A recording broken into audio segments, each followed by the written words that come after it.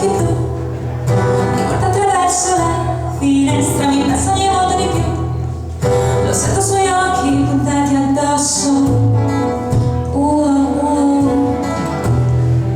Io dico parlami di te, spengo la luce se puoi, se poi non mi tocchi nemmeno mi sfiori, e questo sapore che hai, presto vieni qui.